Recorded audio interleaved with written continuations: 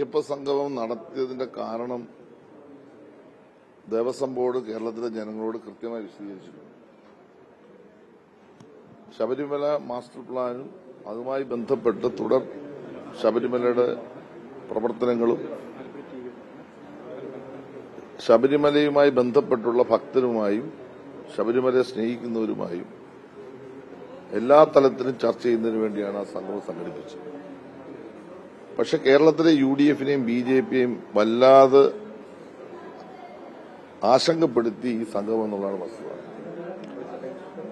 അതിന്റെ കാരണം ശബരിമലയെ ഉപയോഗപ്പെടുത്തിക്കൊണ്ട് രാഷ്ട്രീയമായ മുതലെടുപ്പ് നടത്താൻ UDF-ഉം BJP-യും നടത്തിയ ശ്രമം കേരളത്തിലെ അയ്യപ്പ ഭക്തന്മാർ, ഇന്ത്യയിലെ ലോകത്തുള്ള അയ്യപ്പ ഭക്തന്മാർ തള്ളിക്കളഞ്ഞു എന്നതിന്റെ വേദനയാണ് അവരെ ഇപ്പോൾ പ്രകോപിപ്പിച്ചുകൊണ്ടിരിക്കുന്നത്.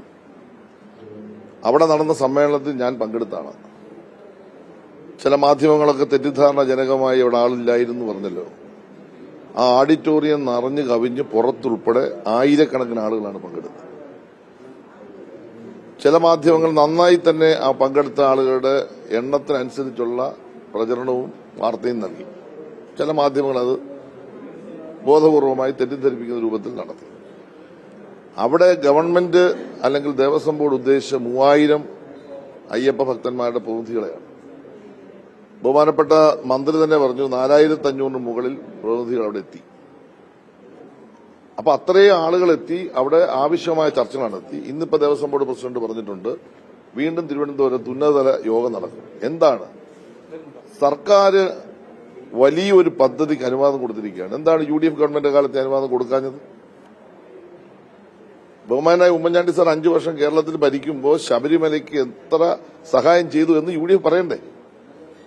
കേരളത്തിന്റെ മുഖ്യമന്ത്രി ശ്രീ പിണറായി വിജയൻ ശബരിമലയിൽ നടത്തിയ, പമ്പയിൽ നടത്തിയ പ്രസംഗത്തിൽ അക്കമിട്ട് ഈ 9 വർഷക്കാലം ശബരിമലയുടെ വികസനത്തിന് വേണ്ടിയും വളർച്ചയ്ക്ക് വേണ്ടിയും നൽകിയ സഹായം, ഗവൺമെന്റ് കൊടുത്ത സഹായം ഇവിടെ നടന്ന് പറഞ്ഞിരുന്നത് ശബരിമലയിലെ പണം സർക്കാർ വാങ്ങിക്കുന്നുണ്ട്. അത് അങ്ങേയറ്റം തെറ്റാണെന്ന് സമർത്ഥിച്ചുകൊണ്ടാണ് കേരളത്തിലെ മുഖ്യമന്ത്രി കണക്കോടെ അവതരിപ്പിച്ചത്. എന്താണ് കേരളത്തിലെ പ്രതിപക്ഷ നേതാവിനെ ഞാൻ ഈ കാര്യത്തിൽ വെല്ലുവിളിക്കുന്നു. നിങ്ങളുടെ 5 വർഷം എത്ര കൊടുത്തു? നിങ്ങൾ ശബരിമല എങ്ങനെയാണ് കൈകാര്യം ചെയ്തത്? നിങ്ങൾ ശബരിമലയുടെ മാസ്റ്റർ പ്ലാൻ അംഗീകരിച്ചോ? നോക്കൂ, പമ്പയിലേക്ക് പോകുന്ന ശബരിമലയുടെ റോഡുകൾ ഏതെങ്കിലും ഒരെണ്ണം UDF ഗവൺമെന്റ് കാലത്ത് സഞ്ചാരയോഗ്യമായിരുന്നു? ചെങ്ങന്നൂർ, ഞാൻ MLA ആയ ചെങ്ങന്നൂരാണ് ശബരിമല ഇടത്താവളം. ചെങ്ങന്നൂർ വന്നിട്ടാണ് 10,000 ഭക്തജനങ്ങൾ ശബരിമലയ്ക്ക് പോകുന്നത്. ഞങ്ങളുടെ കഴിഞ്ഞ 9 വർഷക്കാലം ശബരിമല ഭക്തജനങ്ങളുടെ ആവശ്യത്തിനുള്ള സൗകര്യങ്ങൾ ഞങ്ങൾ ഏർപ്പെടുത്തിയത് അതിന് മുമ്പുള്ള 5 വർഷത്തെ ഒന്ന് പരിശോധിക്കുക.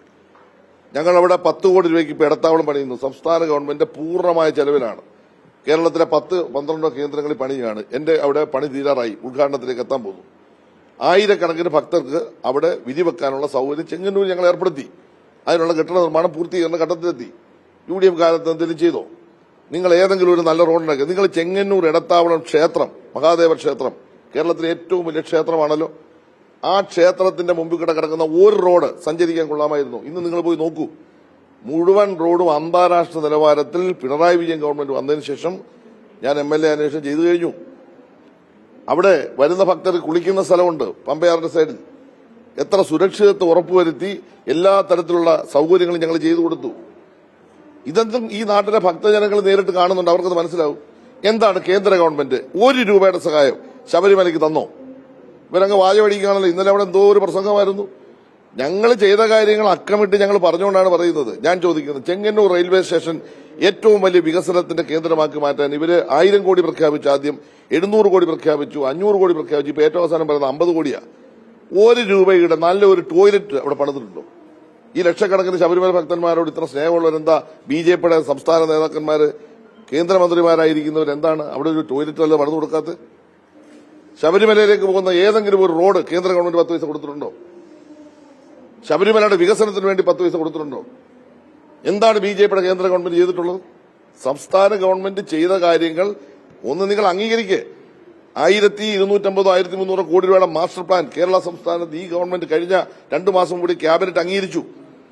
സംസ്ഥാന ഗവൺമെന്റ് അവിടെ ഒരു മാസ്റ്റർ പ്ലാൻ നടപ്പാക്കാൻ പോകുന്നു. ആ നടപ്പാക്കുമ്പോൾ വിശദമായ ചർച്ച വേണം. ഇതേ ഞങ്ങൾ ആഗ്രഹിച്ചുള്ളൂ. അല്ലാതെ ശബരിമല ഏതെങ്കിലും ഒരു വിശ്വാസത്തെ ചോദ്യം ചെയ്യോ വിശ്വാസത്തെ ഉപയോഗപ്പെടുത്തിക്കൊണ്ട് രാഷ്ട്രീയം നടത്താനോ ഞങ്ങൾ ഉദ്ദേശിക്കുന്നില്ല. അത് എല്ലാവരുമായി ചർച്ച ചെയ്യണം. അതിനൊരു അതിന്റെ 75-ാം വാർഷികം, ദേവസ്വം ബോർഡിന്റെ 75-ാം വാർഷികം ബന്ധപ്പെട്ട് ഒരു സംഗമം സംഘടിപ്പിച്ചു. ആ മേഖലയിലുള്ള വിവിധ രാജ്യങ്ങളിലുള്ള ആളുകളുമായി ചർച്ച ചെയ്തു, ഭക്തരുമായി ചർച്ച ചെയ്തു. ഇനി കൂടുതൽ ചർച്ച ആവശ്യമാണ്. എന്തിനാണ് ഇവര് വിരളി കൂടുന്നത്? ഇന്നലെ പന്തളത്ത് നടത്തിയ ഒരു സംഗമം, ആ സംഗമത്തിലെ പ്രസംഗങ്ങളൊക്കെ നിങ്ങൾ കേട്ടിട്ടുണ്ടാകുമല്ലോ. കേരളത്തിൽ ഇത്രമാത്രം വർഗീയത വളർത്താൻ താല്പര്യപൂർവ്വം, അതുകൂടി രാഷ്ട്രീയം മുതൽ വളർത്താൻ വേണ്ടിയുള്ള ചില പ്രസംഗങ്ങളല്ലേ ഇന്നലെ നടന്നത്? ചെറിയ കാര്യമാണോ അവിടെ സംഭവിച്ചത്? പ്രസംഗിക്കുന്നതിനൊന്നും ഞങ്ങൾക്ക് അഭിപ്രായ വ്യത്യാസമൊന്നുമില്ല. അവിടെ പ്രസംഗിക്കുക, ശബരിമലയുടെ നന്മയ്ക്ക് വേണ്ടി അവിടെ ഒരു സംഗമം നടത്തുകയും പ്രസംഗിക്കുന്നത് ഞങ്ങളില്ല. പിണറായി വിജയനെ മോശപ്പെടുത്തിയും ഗവൺമെന്റിനെ മോശപ്പെടുത്തിയും പക്ക രാഷ്ട്രീയമല്ലേ പറഞ്ഞത്. അവിടെ സംഘടിപ്പിച്ച യഥാർത്ഥ ഭക്തന്മാരുടെ സംഗമമായിരുന്നെങ്കിൽ എന്തിനാണ് രാഷ്ട്രീയം പറയുന്നത്? ശബരിമലയുടെ വികസനത്തിൽ ഞങ്ങൾ എന്തെങ്കിലും കുറവ് കാണിച്ചു അത് പറഞ്ഞാൽ പോലെ, അത് പരിഹരിക്കണമെന്ന് പറഞ്ഞാൽ പോലെ. അപ്പോൾ അവിടെ നടന്നത് ഭക്തരുടെ സംഗമമൊന്നുമല്ല, അവിടെ BJPയുടെ സംഘം നടന്നു. BJPയുടെ സംഘപരിവാറിനെ സംഗമം നടത്തിയിട്ട് കുറെ ആളുകളെ വിളിച്ചിട്ട് ഗവൺമെന്റിനെ ആക്ഷേപിച്ചു, സംസാരിച്ചു. ഇതല്ലേ വസ്തുത നടന്നത്? UDFന് പിന്നെ സംഗമം നടത്താൻ ആളിനെ കിട്ടാത്തതുകൊണ്ട് നടത്താതെ പിരിഞ്ഞു. അതാണ് വസ്തുത. സംഗമം നടത്താനൊന്നും UDFന് ആരും കിട്ടത്തില്ല. കേരളത്തിലെ ജനങ്ങളൊന്നും UDF പറഞ്ഞാലൊന്നും പോകത്തില്ല. ശബരിമല അയ്യപ്പനെ ഉപയോഗിച്ച് രാഷ്ട്രീയം കളിക്കാനാണ് UDFും BJPയും കേരളത്തിൽ ശ്രമിച്ചതെങ്കിൽ അത് പരാജയപ്പെട്ടു. അത് പരാജയപ്പെട്ടു മാത്രമല്ല, ശബരിമലയുടെ യഥാർത്ഥ ഭക്തന്മാർ, വിശ്വാസികൾ ആരാണെന്ന് ഈ കേരളത്തിലെ ജനങ്ങളുടെ മുമ്പിൽ ഞങ്ങൾ പറഞ്ഞു കഴിഞ്ഞു. അവരെ ഞങ്ങൾ വിളിച്ചു വരുത്തി ചർച്ച ചെയ്ത് വലിയൊരു മാസ്റ്റർ പ്ലാൻ തയ്യാറാക്കുന്നു. ഒപ്പം അവിടെ റോപ്പ് വേ വരുന്നു, അവിടെ റെയിൽ വരാനുള്ള സാമ്പത്തിക സഹായം 50% സ്റ്റേറ്റ് കൊടുക്കല്ലേ. ശബരി റെയിലിന് എന്താണ് കേന്ദ്ര ഗവൺമെന്റ് ഇതുവരെ പൈസ കൊടുക്കാത്തത്?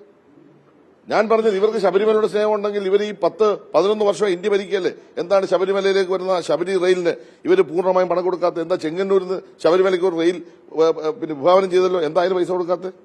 അപ്പൊ ഇതൊക്കെ ചുമ്മാതെ ഭക്തിയുടെ മറവിൽ രാഷ്ട്രീയമായ എന്താ പറയാ താല്പര്യങ്ങൾ സംരക്ഷിക്കാനും വോട്ട് കിട്ടാനും വേണ്ടി നടത്തുന്ന പരിപാടികൾ മാത്രമാണ്. അതൊന്നും കേരളത്തിൽ ഇനിയും വിലപ്പോവില്ല. ഇവിടുത്തെ ജനങ്ങൾക്ക് കൃത്യമായി അറിയാം ഗവൺമെന്റ് നിലപാട്. ഞങ്ങൾ ശബരിമലയെ സ്നേഹിക്കുന്നു. എല്ലാ ക്ഷേത്ര വിശ്വാസികളോടൊപ്പമാണ് ഞങ്ങൾ എല്ലാ ക്ഷേത്രങ്ങളും ഇവിടെ വളരണമെന്ന് ആഗ്രഹിക്കുന്നു. എല്ലാ ആരാധനാലയങ്ങളും, അത് ഭൂരിപക്ഷത്തിന്റെ ന്യൂനപക്ഷമാണെങ്കിലും അവരുടെ വിശ്വാസ കേന്ദ്രങ്ങൾ സംരക്ഷിക്കപ്പെടണമെന്ന് ആഗ്രഹിക്കുന്നവരാണ്. എല്ലാ വിശ്വാസത്തെയും ബഹുമാനിക്കുന്നവരാണ്. ആ അടിസ്ഥാനത്തിൽ ശബരിമല എന്നത് ലോകത്തിലെ ഏറ്റവും വലിയ തീർത്ഥാടന കേന്ദ്രമാക്കി മാറ്റാനാണ് ഞങ്ങൾ ലക്ഷ്യമിടുന്നത്. അതിനോടൊപ്പം ഭക്തജനങ്ങൾ സഞ്ചരിക്കുന്നു. അതിനകത്ത് വിരളി മൂടിട്ട് ആക്ഷേപം പറയുന്നതിനപ്പുറത്തേക്കായിട്ട് ഇതിനെ നോക്കുകയേ വേണ്ട. ഈ പറയുന്നവരോടൊന്നും ഭക്തജനങ്ങൾ ഉണ്ടാകില്ല. ഇന്നലെ അവിടെ കുറെ രാഷ്ട്രീയക്കാരവിടെ പങ്കെടുത്തിട്ടുണ്ട്, BJPക്കാരോടെ പങ്കെടുത്ത് ഇതൊക്കെ അവിടെ വിശദീകരിച്ചിട്ടുണ്ട്. അതിനപ്പുറത്തേക്ക് ഒരു ഭക്തിയുള്ള ആളല്ല അവിടെ വന്നത്. ഭക്തരല്ലാത്തവരെ വിളിച്ചിരുത്തി ഗവൺമെന്റിനെ ആക്ഷേപിക്കാനുള്ള ഒരു സമ്മേളനം സംഘടിപ്പിക്കാൻ അപ്പുറത്തേക്ക് ഒന്നും കാണേണ്ട കാര്യമില്ല. മാസ്റ്റർ പ്ലാൻ നടപ്പാക്കി ശബരിമലയെ ലോകത്തിലെ ഏറ്റവും വലിയ തീർത്ഥാടന കേന്ദ്രമായി മാറ്റാനുള്ള നിലപാട് ഗവൺമെന്റ് വ്യക്തമാക്കി കഴിഞ്ഞാൽ അതിനനുസരിച്ച് ഞങ്ങൾ നീങ്ങുകയാണ്.